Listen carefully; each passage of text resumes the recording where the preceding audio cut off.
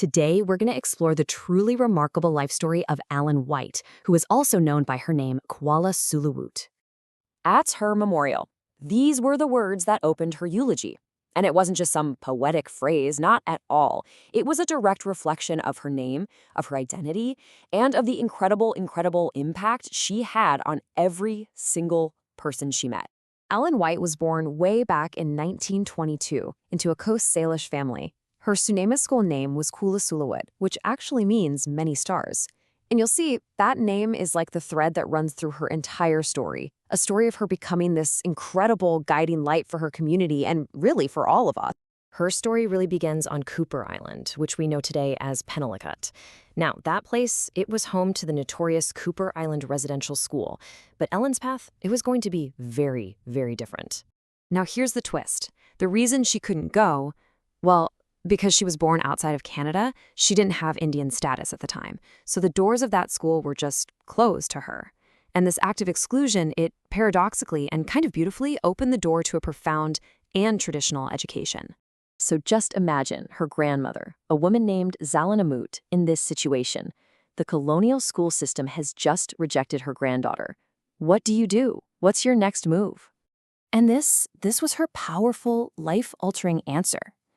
In that one simple sentence, a whole new path was created for Ellen and for 13 of her cousins.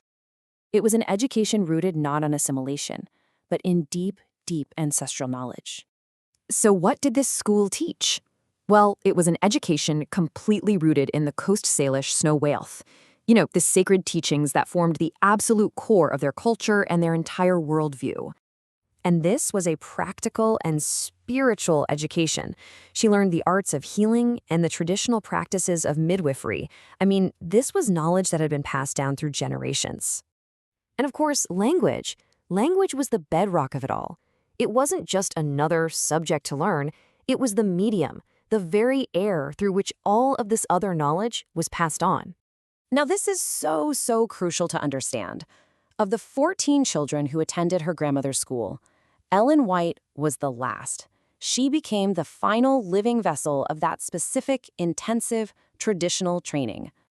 And this unique education, well, it gave her a profound responsibility to carry these stories and this knowledge forward into the future. And this brings us right back to her name. As Kuwlasalwut, many stars, she literally became a constellation of stories and wisdom, illuminating the path for everyone else.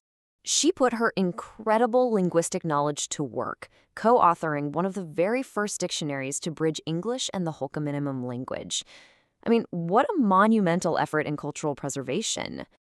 She also published a book of children's stories, sharing the traditional tales she learned directly from her own grandmother, making sure that they would never be lost to time. But her work didn't just stop with preservation. She actively became a bridge, connecting Indigenous and non-Indigenous communities through education and through advocacy. She took all that wisdom from her grandmother's school and brought it right into the heart of modern academia. She served as an elder in residence at 2 major universities, guiding students and faculty alike. As an expert in Indigenous law, she became an absolutely fierce advocate, fighting for affordable housing for her people and for the rights of Indigenous women. And for this lifetime of work, she received the nation's highest honors. We're talking an honorary doctorate, the Order of British Columbia, and in 2016, she was made a member of the Order of Canada, a true recognition of her profound contributions. So, what is the legacy of a life lived with so much purpose? What is the light that endures long after a star has faded? You know, her son, Doug White II, framed her legacy as a responsibility, one for all of us to carry forward. Her work is now our work, and it's all built on 4 key pillars. The first, and maybe the most fundamental, is love. For all peoples, for all living things, and for creation itself. The second is learning, a lifelong commitment to understanding each other and the world around us. The third, respect. It's the foundation of any meaningful relationship, right? Whether that's between individuals or entire nations. And finally, harmony, the ultimate goal of all her work.